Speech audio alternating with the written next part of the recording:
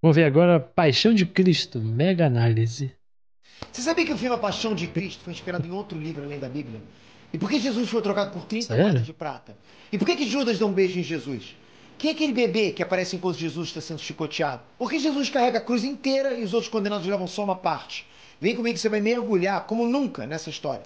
Eu trouxe referências históricas, filosóficas, bíblicas e curiosidades das gravações que vão te deixar de queixo caído. Eu garanto que você nunca mais vai ver esse filme do mesmo jeito depois dessa mega análise. Vamos lá. Vamos ver.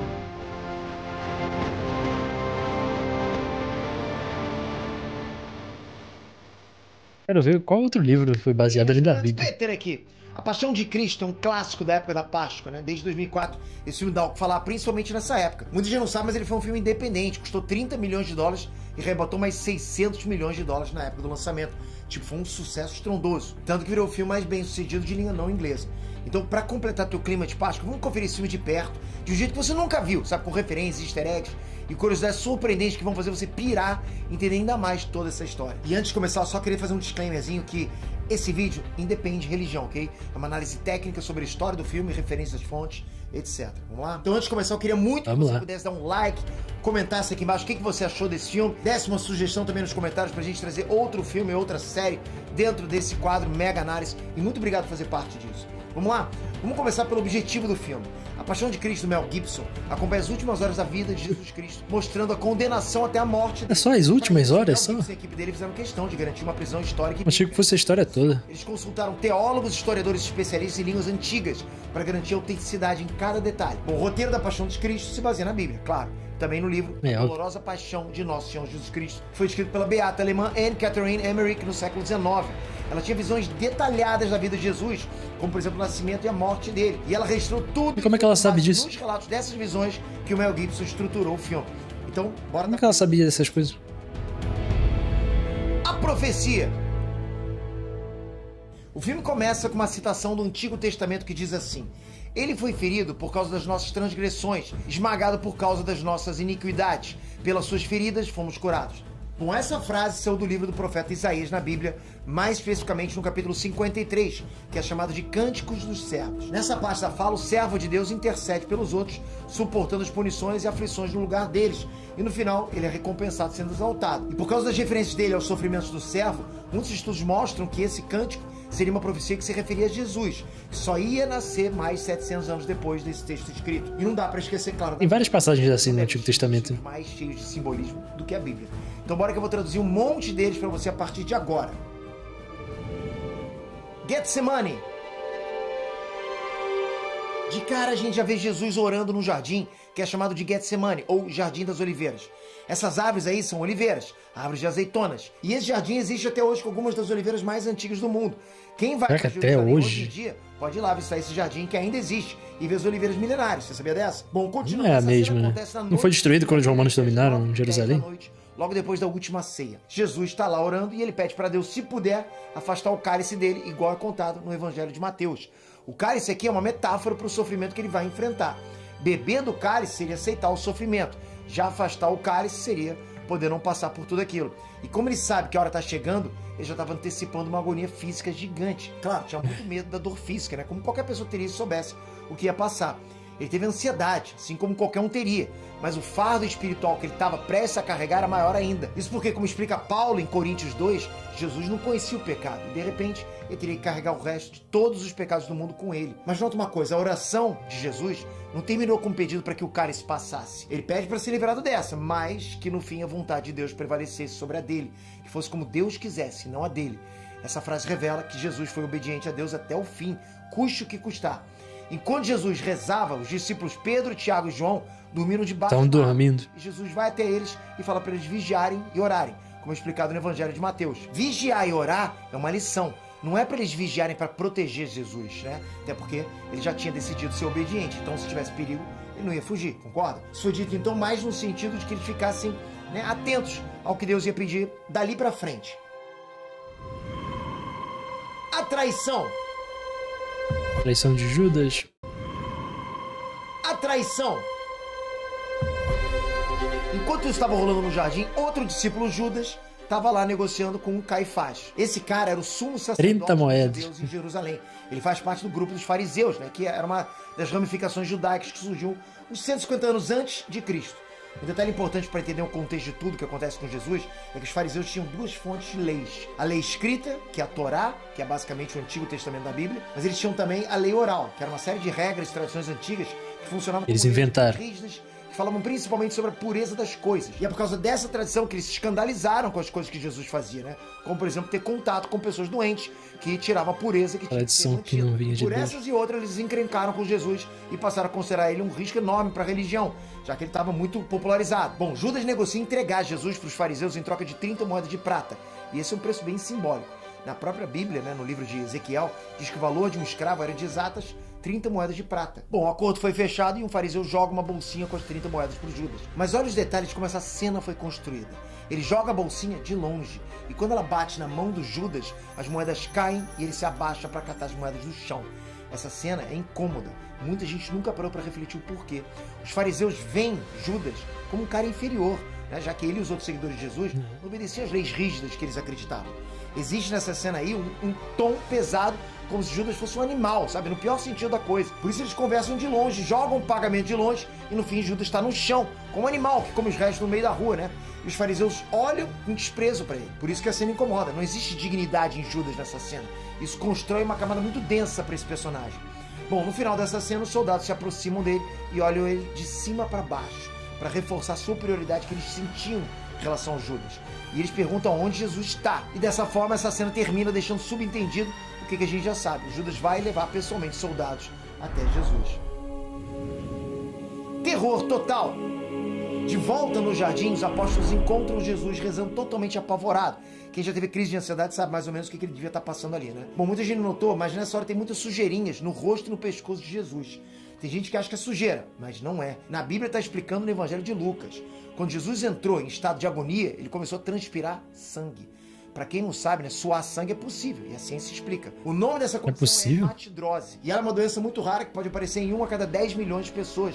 E só acontece se essa pessoa passar por uma situação absurdamente extrema de estresse, sofrimento ou medo descomunal. Além disso, a hemorragia que sai pela pele deixa a pessoa mais sensível ao toque. Ela pode sentir dores fortes se alguém encostar de leve nessas áreas. Agora você pensa, se a surra que Jesus tomou depois já é ser insana de dolorida, imagina depois de ter suado sangue e ficado com essa sensibilidade toda na pele. Pois é, com essa informação parece que foi muito pior do que a gente imaginava. Capiroto!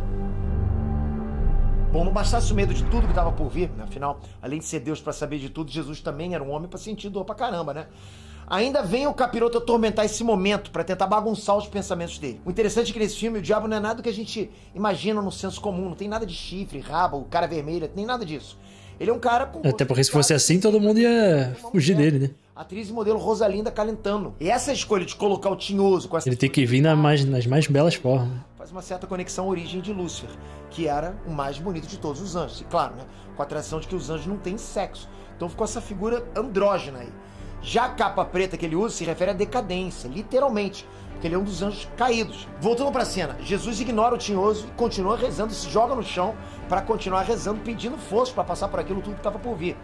E tem um detalhe que muita gente também não viu, mas a pontinha no rabo da serpente aparece saindo de uma das narinas do diabo. E só depois a serpente sai dele e vai rastejando pelo chão até chegar em Jesus. Isso faz referência com o livro de Gênesis. A Bíblia fala que a serpente era o animal mais astuto de toda a criação, e ela sempre está relacionada ao pecado. Muitas vezes a serpente é associada ao próprio diabo, justamente por causa do lance do Jardim do Éden, Adão e Eva e o fruto proibido. A passagem fala que a descendência da serpente, que é o mal, vai ser esmagada pela descendência da mulher, que é Jesus, que nasceu de uma mulher. E assim acontece. A cobra até se aproxima de Jesus, mas ele se levanta, olha bem na fuça do diabo e esmaga a cabeça da serpente sem dó. Isso é um simbolismo de que o bem vai vencer o mal a partir de Jesus. O beijo da traição. A cena continua com os soldados fariseus chegando no jardim, e quem guiou eles foi Judas. Jesus não precisava de explicação nenhuma sobre aquilo, tanto que ele deixou rolar, percebeu? Quando ele já sabia o que ia acontecer. Jesus, o próprio Jesus se entrega, mas para provar que era verdade, o combinado era que Judas ia beijar o Jesus. Mas os soldados não conheciam Jesus? Se passasse por Jesus, sendo que Jesus passava de cidade em cidade. É extremamente significativo aqui. Sempre anunciando. Os mais radicais, como os fariseus, eles mal se tocavam, porque podia gerar impureza. Então o ato de beijar o rosto de alguém também provava que os dois tinham uma relação relação de confiança, que eles eram muito íntimos. Por isso Jesus recebe o beijo com naturalidade e por isso também que Jesus se decepciona. Talvez mais com o beijo da traição do que com a traição em si, porque isso ele já esperava, mas o beijo aí bateu forte, né? A atuação do Jim Caviezel ajuda muito no impacto dessa cena, porque nesse momento Jesus não fica pistola, né? Como eu e você ficaríamos. Ele olha para o Judas com um desapontamento, claro, mas é um desapontamento cheio de compaixão, quase como se estivesse com pena do traidor. A captura. Começa uma confusão no jardim. Os amigos de Jesus começam a lutar com os soldados porque eles não querem que Jesus seja levado, né? E que Pedro corta a orelha do soldado. O interessante é que a descrição no momento em que Jesus é entregue às autoridades é narrado nos 4 evangelhos, para você ver como é que isso foi decisivo. Enquanto os guardas prendem Jesus, Pedro, que era o mais esquentado dos apóstolos, pega uma adaga e corta a orelha de um dos guardas, que é chamado de Malco. Jesus, na mesma hora, repreende Pedro, dizendo que quem vive pela espada vai morrer pela espada. Isso é uma lição para dizer que você recebe o que você dá. Então, se você age com violência, também pode sofrer com ela. Repara como Pedro luta por Jesus, galera. Vai só vendo isso. Enquanto dava essa lição, Jesus milagrosamente cura a orelha do Malco. E claro que o Malco fica perplexo nessa hora. E mais uma vez, Jesus age como Jesus, mostrando misericórdia até com quem queria o mal dele. Jesus não fugiu, não argumentou, não reagiu e mesmo assim os guardas prenderam ele com violência. Enquanto os discípulos fogem, os guardas prendem Jesus e espancam ele no caminho. Mas isso era só o começo da violência que iria passar nas próximas horas. Isso teria acontecido por volta da meia-noite de quinta para sexta-feira. Muitos refugiados estão passando fome. É por isso que a gente veio te fazer um convite. Coração de mãe. Nesse momento, Maria estava em casa e acorda de repente muito assustada, como se ela estivesse sentindo que alguma coisa ruim tivesse acontecido com o filho dela. E ela pergunta por que aquela noite é diferente de todas as outras. Maria Madalena estava junto com ela e responde que é porque um dia eles foram escravos e não vão ser mais. Para muita gente isso aí pode parecer uma conversa desconexa, mas essas falas entraram no filme por sugestão da atriz Maya Morgenstern, a que interpretou Maria, mãe de Jesus. Esse diálogo faz parte de um momento judaico chamado Seder da Páscoa e é parte de um jantar cerimonial que lembra a história do livro de Êxodo e a libertação do povo escravo de Israel do Egito sob a liderança de Moisés. E isso se conecta com o projeto que Jesus está colocando em prática nesse momento, com sacrifício para libertar a humanidade do pecado. Então, citar um trecho do ritual da Páscoa judaica mostra que Jesus estava lá, dando um novo significado para a Páscoa, que é a Páscoa cristã até hoje. Continuando, João chega de surpresa assustando as duas Marias e conta para elas que Jesus foi preso. A mão da corte. Os guardas levam Jesus para o Sinédrio, que é tipo a Suprema Corte dos judeus. Lá que aconteciam as assembleias legislativa e judicial de Jerusalém. Esses sacerdotes eles cuidavam tanto da aplicação das leis judaicas quanto de funções políticas, religiosas e educacionais na época. Nisso, Maria Madalena e alguns discípulos foram lá no pátio do Sinédrio para acompanhar o julgamento no meio da madrugada, que era um lance muito fora do normal. Bom, com esse tumulto, os soldados romanos já ficam de olho prevendo que a confusão poderia escalar. Antes do julgamento começar, Jesus tem uma lembrança de um dia comum, trabalhando como carpinteiro. Esse flashback é uma livre inspiração, é uma cena cotidiana que serve para reforçar o sentido da vida humana de Jesus. Ele trabalha, a mãe pede para ele se limpar para almoçar, ele diz que está com fome, eles riem juntos. Isso serve para lembrar a gente que Jesus também viveu uma vida como qualquer um de nós. Acusações. O julgamento começa e os fariseus acusam Jesus de ser um agitador e também de blasfêmia. Seria uma grande ironia, né? Porque como é que poderia Deus blasfemar contra ele mesmo, né? Já que não tem como, né? Mas na compreensão deles... Foi o soldado lá, teve a orelha curada. Os ensinamentos dele iam contra as leis. Isso é inacreditável. É desse contexto, entre blasfêmia e leis, que vem um debate sobre Abraão entre Jesus e os fariseus no capítulo 8 de João, já que eles não viam Jesus como Messias e nem como Deus. Ainda sobre o filme, Jesus ouve tudo quieto e o sumo sacerdote manda ele se defender. A resposta de Jesus é que ele já ensinou tudo que tinha que ensinar. E se eles quisessem saber alguma coisa, era só perguntar para quem ouviu ele. Isso demonstra que a essa altura Jesus já tinha cumprido toda a fase de ensinamentos e que também ele não tinha interesse em interferir no que ia acontecer dali para frente. O debate continua, muitos sacerdotes acusando, outros defendendo, gente sendo expulsa, até que ele admite que é o Filho de Deus. Aí a casa cai.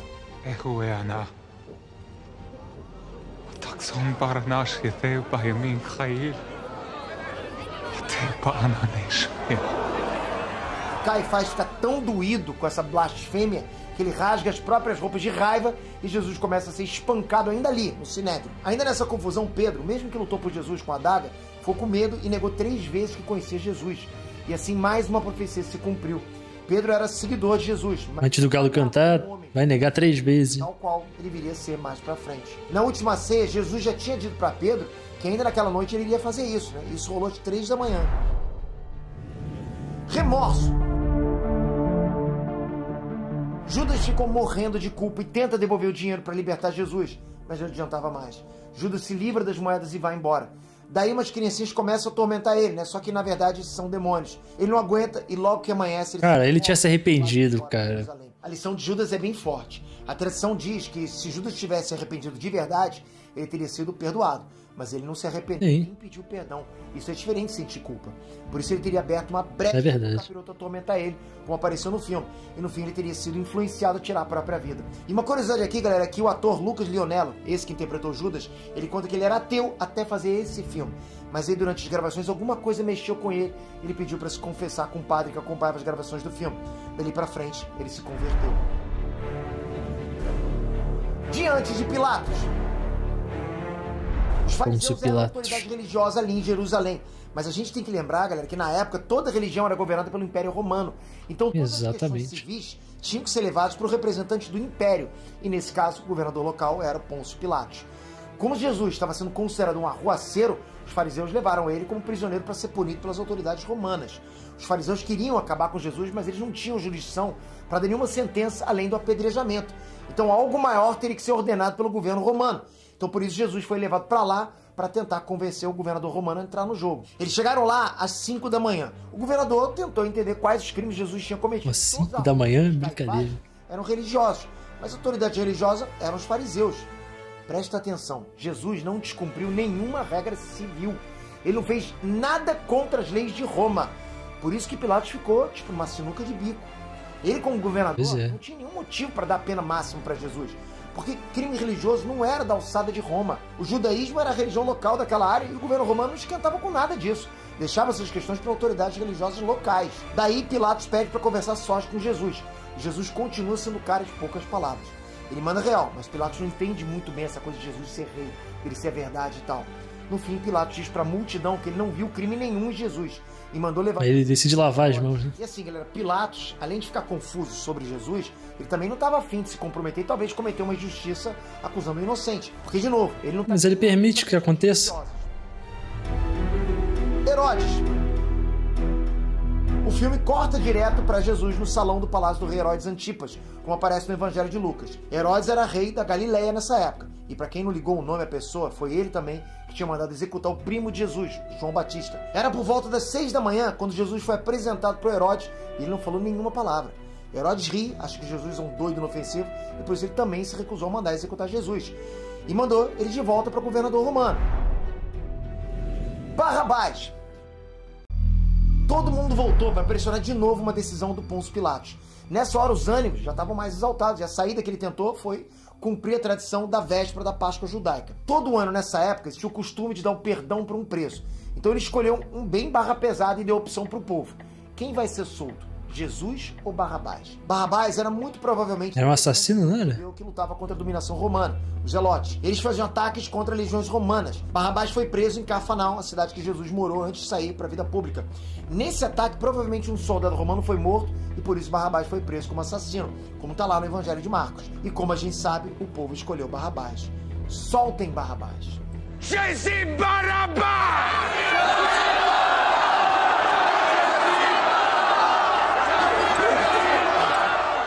Olha como tudo é... Caraca, cara. Barrabás vem do aramaico Bar-Abás, que significa filho do pai. Guarda isso. Na teologia, Barrabás simboliza a gente, os humanos. Somos cheios de pecado. Uns fizeram ele esculhambado. Também. Mas Jesus estava lá e pegou o lugar dele. Para libertar os filhos do pai enquanto Jesus foi sacrificado na cruz. Profundo isso, né? E o ator que interpretou Barrabás se chama Pietro Sarubi e ele conta que ele não se importava muito com religiosidade na época do filme. Ele aceitou o papel para ter a oportunidade de trabalhar com Mel Gibson, além de querer um papel mais importante, né? Que por osmose traria mais dinheiro para ele atuar. E nessa cena de Libertem o Barrabás, o Mel Gibson teria instruído ele a não olhar diretamente pro Jim Caviezel durante a cena. Isso porque ele sabia que a figura ali do Jesus estava comovendo todo mundo e o Barrabás não podia ser afetado por isso. Bom, o Barrabás aparece numa única cena e mesmo sendo diferente do que o diretor pediu, o Pietro cruzou o olhar com o Jim Caviezel. E esse olhar foi o corte final do filme. E olha que loucura, segundo o Pietro, segundo o ator, quando ele olhou pro Jim Caviezel, Ele sentiu a presença do próprio Jesus Cristo olhando para ele com ternura, misericórdia e amor. Não tinha ódio, não tinha nenhum ressentimento naquele olhar, só amor, misericórdia e ternura. Desde aquele dia, o Pietro Sarubi se considera convertido. Ele até lançou um livro chamado De Barrabás a Jesus, convertido por um olhar. A flagelação. O filme já estava bem pesado até aqui, mas de agora para frente ele vai escalando a violência no nível que muita gente não consegue nem aguentar ver, assistir. É pesado demais. Pilatos tentou todas as artimanhas que podia para livrar Jesus, mas como o povo ainda estava muito inflamado, querendo castigar ele, Pilatos então mandou flagelar. Ou seja, uma sessão de chicotadas bem severa para ver se os fariseus se davam por satisfeitos. A flagelação começa por volta das 9 da manhã, e nesse filme as chicotadas por si só já são muito impactantes. Mas durante a flagelação, Jesus cai e todo mundo acha que ele desistiu. Daí ele se levanta e surpreende todo mundo, e o castigo fica ainda mais severo. Isso é para mostrar a dignidade que Jesus teve que cumprir a sentença. Em momento nenhum, Jesus se desespera do jeito que a gente se desesperaria. E uma curiosidade das filmagens é que o ator Jim Caviezel foi atingido sem querer por algumas chicotadas dessas aí, e teve ferimentos reais nessa cena. Feriu de verdade o ator, que teve que ser hospitalizado. Uma das chicotadas fez uma ferida com 35 centímetros nas costas dele. Nessa cena também fica evidente, pela primeira vez, o físico do Jim. Ele emagreceu quase 15 quilos para interpretar esse papel. Um destaque dessa cena também é Maria, a mãe de Jesus, que assiste boa parte do castigo. E ela também não dá nenhum escândalo. Ela também mantém a dignidade acima de tudo, com muito sofrimento. Lógico, né? Mas esse papel representa toda a força no silêncio dela, sem gritaria, apesar da situação extrema de assistir um filho sendo castigado daquela forma. Durante a sentença, Cláudia, a mulher do Pôncio Pilatos, ela leva uns tecidos brancos e entrega para a mãe de Jesus. É uma cena sem nenhuma palavra. Esses tecidos são tecidos de mortalhas. E Maria aceita a gentileza, mas ela usa depois para enxugar o sangue de Jesus do chão. Você entendeu por que ela faz isso? Não é que ela tinha mania de limpeza, mas porque ela sabe que o sangue do filho dela é sagrado demais para ser pisoteado e descartado de qualquer jeito depois que ele saiu dali. O bebê estranho. Cara, tem um bebê nesse filme. Muita atenção nessa cena, é o bebê estranho no colo do Bebê capítulo. estranho. Esse bebê sorri durante as chicotadas e é muito incômodo ver isso. Essa parte não está em lugar nenhum da Bíblia, né? Ela é uma licença poética que representa uma alegoria do mal. Bom, o que a tradição conta é que o diabo teve presente durante todo o percurso da Via Sacra e que ele ficou atormentando Jesus de várias formas. Então o fato de ele aparecer como um bebê no colo seria uma forma de provocar Jesus, né? Mostrando que até mesmo o diabo cuida do filho dele, enquanto Deus permite que o único filho dele seja humilhado com tanta brutalidade. Isso seria uma tentativa de quebrar a convicção de Jesus sobre o sacrifício dele. Mas um pouco antes, ainda na hora que Jesus estava lá no pátio do palácio, diante de Pilatos, Jesus olhou para o céu e viu uma pomba voando. E de acordo com a tradição, a pomba é o símbolo do Espírito Santo, como se fosse um sinal claro de que Deus estava ali com ele, que era para ele seguir o plano. E como a gente sabe, ele seguiu. Lava-pés! A cena das chicotadas é interrompida por mais um flashback de Jesus e ele se lembra da noite anterior. Naquela noite, ele deu as últimas lições diretas para os apóstolos, e entre elas foi o ensinamento do lava-pés, que a partir daí virou uma tradição milenar que dura até hoje. Nessa noite, ele se rebaixa aos pés dos discípulos para limpar os pés deles. Isso era uma função que os escravos faziam. Alguém muito íntimo, né? Com mães e filhos, maridos e esposas, mas nunca amigos. O simbolismo desse ato é que Jesus se coloca na posição de escravo e lava os pés dos seguidores dele como forma de mostrar que ele estava ali para servir e não para ser servido. E ainda com a missão de limpar as sujeiras dos humanos. Em outras palavras, né, lavar os pecados da humanidade. Lavar os pecados. Da humanidade de Jesus. Personagem apócrifo. O filme chega na metade com Abenadar. Pra que inventar personagem? Porque eles levaram a punição de Jesus longe demais. Esse cara, o Abenadar, ele apareceu nas visões da Ana Catarina Emmerich. E ele teria sido um capitão romano que participou dos eventos da Paixão de Cristo. O nome dele não é citado nos evangelhos canônicos, mas mesmo assim ele é uma figura que aparece com frequência em obras de arte sobre a Paixão de Jesus. O fim do flagelo.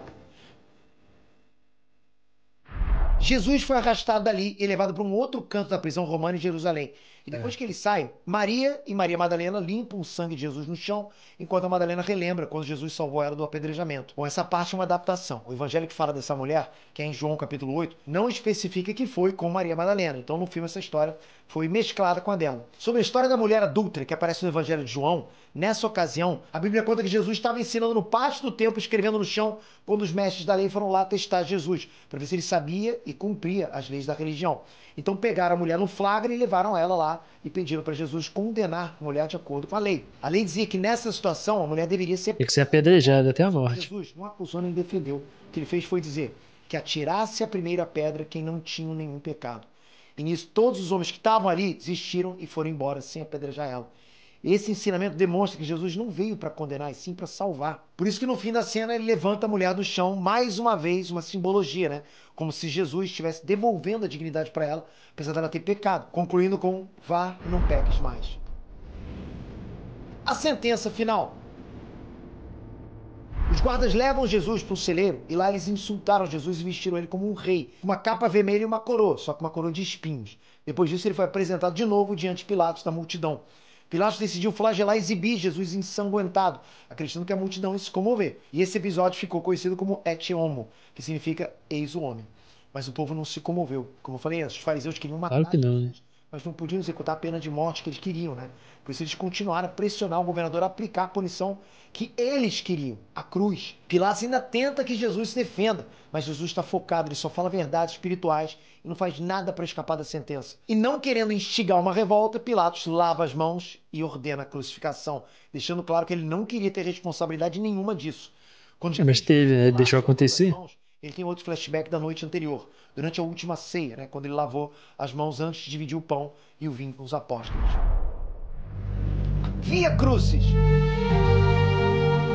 A cena começa seguindo o que é descrito no Evangelho de Mateus. Eles tiram o manto de Jesus, colocam de volta as roupas dele e ele foi levado para fora para carregar a cruz até o Calvário para ser crucificado. Bom, a tradição diz que era por volta das 11 horas quando Jesus abraça a cruz, deixando uma lição cheia de simbolismos.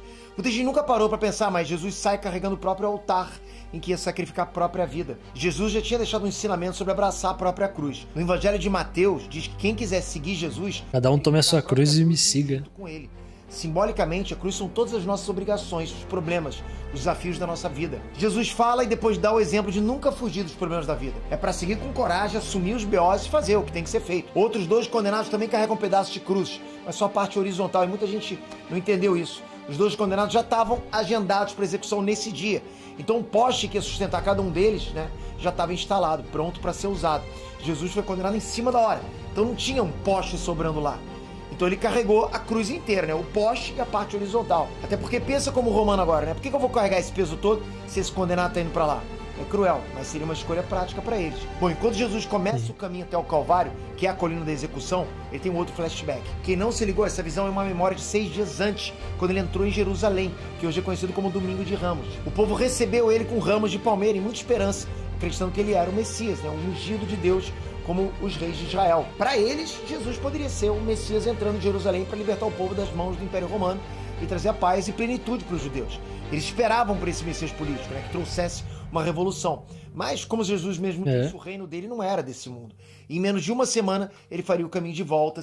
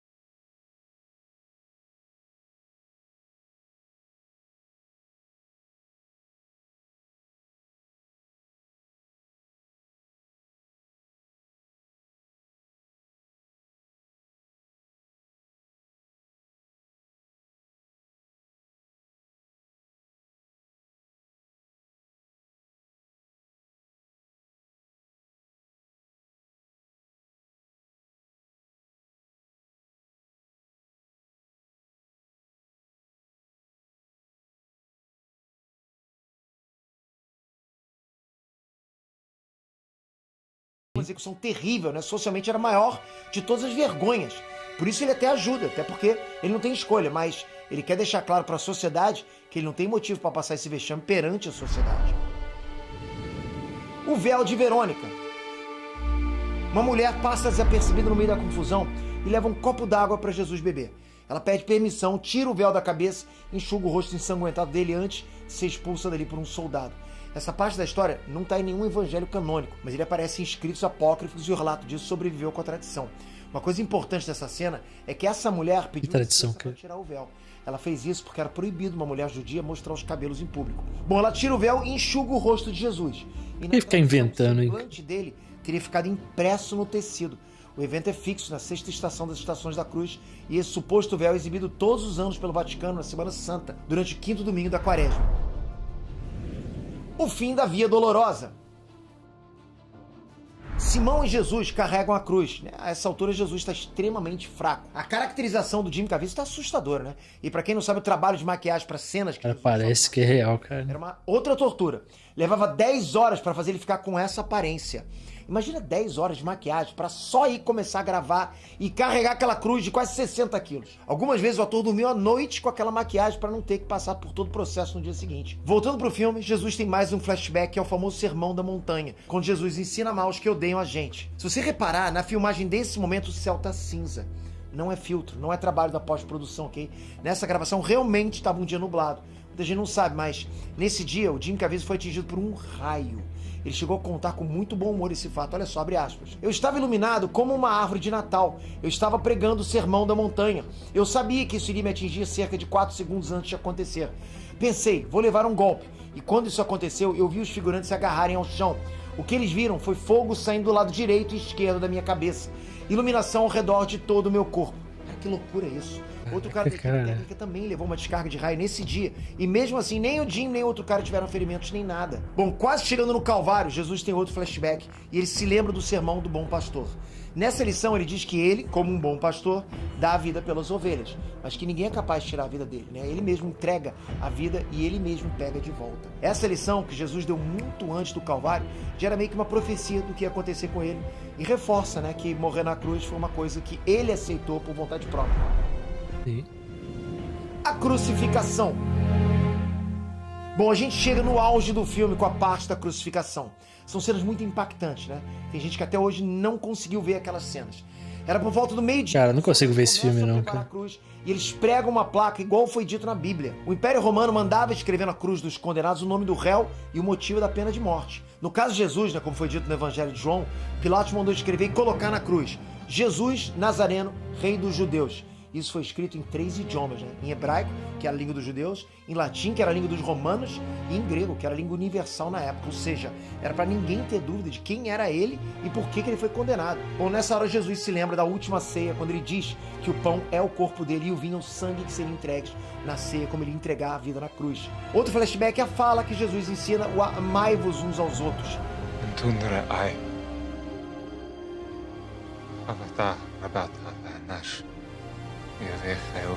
Ele lembra dá a vida por seus amigos. as mãos e os pés dele. E logo depois ele reza para Deus perdoar as pessoas.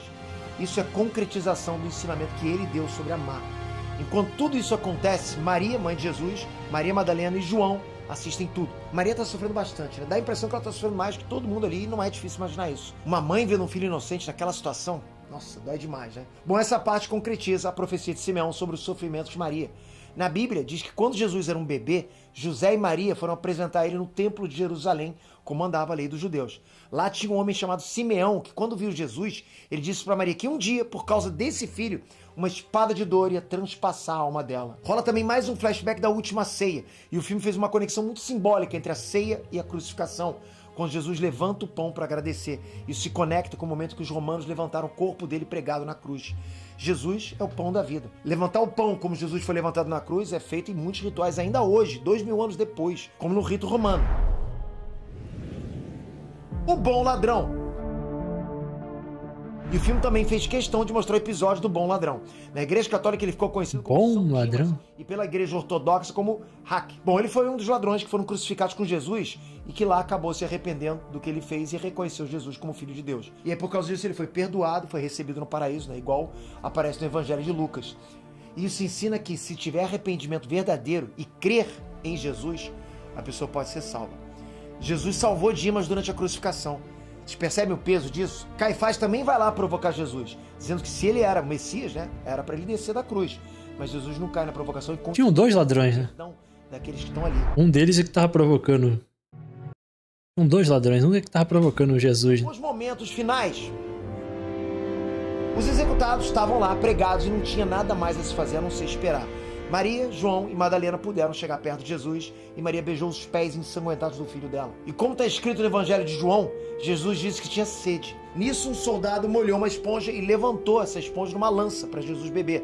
Mas ele prova... Era esponja com vinagre. A Bíblia diz que ali não era água, e sim vinagre ou fel. Muita gente se comove como se isso fosse uma maldade com Jesus, mas no fundo não era. O vinagre inibe as papilas gustativas e por isso ele alivia a sensação de sede. Além disso, os gregos e os romanos já usavam vinagre ou fel como remédio para inflamações ou feridas, né? E era também um tipo de anestésico para aliviar dores. Por isso Jesus não aceita o vinagre, para não ter nenhuma substância aliviando a dor dele. Logo depois no filme, Jesus carrega Maria e João para que se cuidem. Simbolicamente, Jesus estaria entregando as pessoas para a mãe dele, para ela cuidar de todo mundo, assim como cuidou dele, né? Isso eleva os seres humanos mais uma vez na condição de irmãos em Cristo. Uma outra curiosidade, alguns estudos teológicos, é que Jesus não chama Maria de mãe nessa hora, e sim de mulher. Isso pode se referir à ideia de Jesus ser o novo Adão e Maria ser a nova Eva. Isso mostra como havia um plano que se cumpriu, onde Jesus nasce como um homem enviado por Deus em Maria. E nisso a humanidade teve uma nova chance de se livrar dos pecados que as ações de Adão e Eva trouxeram para o mundo. Por isso Jesus falaria dele mesmo como o filho do homem e se referia a Maria como a mulher, como um simbolismo que conecta ao primeiro homem e à primeira mulher.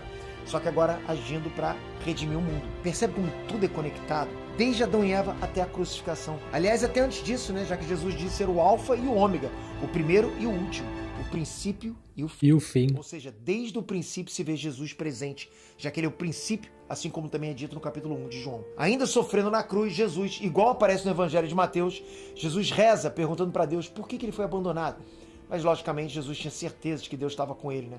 Então, o que isso significa? Se prepara para a pedrada. O que a gente vê nos estudos teológicos, nessa hora, todos os pecados da humanidade, de todas as eras, se concentraram em Jesus. E o pecado é a única coisa que afasta Deus das pessoas. Na primeira carta de Pedro, explica que Jesus estava se identificando com cada pecador quando disse que Deus tinha abandonado ele. Daí então vieram as últimas palavras de Jesus. Ele disse, está consumado, entrega o próprio Espírito nas mãos de Deus. Isso significa que o tempo se cumpriu e a missão aqui na terra foi completada. Eram 3 da tarde quando Jesus morreu. A partir daí, não aparece no filme, mas é dito também que assim como ele morre, Jesus desce à mansão dos mortos para resgatar aqueles que foram pecadores. Desde Adão até o último pecador que morreu até aquela hora. Enquanto isso, lá em Jerusalém, o tempo fechou e a terra tremeu. Todo mundo ficou em pânico. Não é isso que está escrito não, né? Mas tudo bem. Morreu muito rápido, né? E o normal era os que eram crucificados. Cara, eu tava quase chorando aqui. Além disso, logo ia começar o Shabá. Para os judeus, do pôr do sol da sexta até o pôr do sol do sábado, é sagrado e nada pode ser feito. Por esses motivos, mais a tempestade que estava formando e o terremoto que começou, os soldados mandaram acelerar a morte dos outros prisioneiros, quebrando os joelhos deles. Isso ia causar um estresse ainda maior no ritmo cardíaco e esmagar os pulmões, já que eles iam perder a sustentação. Bom, o terremoto também danificou o segundo templo de Jerusalém e isso foi visto como um sinal de Deus sobre o sacrifício de Jesus. Nessa hora também, um guarda romano chamado Cássius recebeu ordens de enfiar uma lança em Jesus para ter certeza de que ele estava morto. E essa ferida desceu sangue e água, igual está escrito no Evangelho de João. Lembrando, João estava ali, vendo tudo. A água, na Bíblia, aparece várias vezes com sentido de purificação e o sangue com sentido de vida. O sangue ali simboliza o sangue de um cordeiro morto. Em Hebreus está escrito que sem derramamento de sangue não tem remissão dos pecados.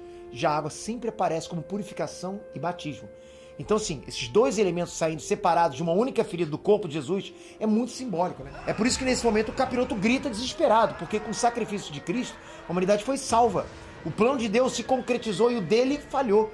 O corpo de Jesus foi tirado da cruz e Maria segura ele morto no colo. Essa imagem foi inspirada na obra Pietà de Michelangelo. Mas diferente da obra, né, no final da cena, Maria olha para a tela, ela olha para quem está assistindo o filme, né, como quem convida a gente a sentir a dor que ela sente por ver Jesus morto. É um olhar sem julgamento, né, por isso que incomoda tanto. Porque é como se a gente sentisse pela gente mesmo, sabe? Que a gente pode ter alguma coisa a ver com... Cara, esse filme é muito desconfortável, cara. E para quem tem fé, é isso mesmo. O fim. O fim tem um salto temporal, né? Da sexta à tarde ele vai para o domingo de manhã. A pedra da sepultura rola sozinha e a mortalha que envolvia o corpo de Jesus murcha, como se o corpo dele sumisse magicamente. E na mesma hora Jesus aparece sentado, limpo, sereno, acabando de ressuscitar. A cena é toda silenciosa, não tem nenhuma fala, mas a gente entende que ele está se sentindo pronto para a próxima parte da missão. Nisso, Jesus se levanta e o destaca no buraco de prego na mão dele. Jesus ressuscita com o corpo todo recuperado dos açoites, mas as marcas do prego e a ferida da lança permanecem, como prova de que ele é ele. Curiosidade. Bom, a gente viu que o Jim Caviezel acabou se machucando algumas vezes durante as filmagens, né? Caraca, essa foi feia, cara. E o raio caiu nele. Mas tiveram mais coisas. Durante as filmagens, ele teve crises de enxaqueca severas, teve hipotermia e pneumonia. Os médicos alertaram Mel Gibson e ele chegou até a sugerir que o processo fosse menos bruto, mas o Jim Caviezel fez questão de seguir em frente do jeito que estava. O Jim chegou a dizer para o Mel Gibson: isso que está me acontecendo é entre mim e Deus. Vamos em frente. Se eu tiver que partir, não terá sido em vão. Não há nada melhor para mim do que dar a minha vida por Jesus Cristo. A cena da crucificação levou 2 semanas até ser concluída, só que o perrengue mais perigoso foi na cena que suspenderam ele na cruz. Era inverno na Itália, né, onde isso foi gravado, com temperaturas de até 4 graus negativos. E além da pneumonia e hipotermia que ele sofreu, o inimaginável aconteceu. Outro raio caiu no Jim durante essa gravação. Caraca, cara. Bom, espero que vocês tenham curtido essa mega análise. Comenta aqui embaixo o que Cara, vocês muito acharam bom, cara. desse filme. E deem sugestões para mais. Ainda acho que era desnecessário os personagens. Porque é tirado de livros apócrifos, né? Eu acho que isso era desnecessário. Esse filme é muito desconfortável, cara. Eu não vou voltar a assistir ele.